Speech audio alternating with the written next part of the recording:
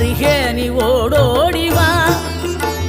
மூவிரண்டு முகம் ஜொலிக்க ஆறிரண்டு கரங்களுடன் ஆதரவு தர ஓடிவா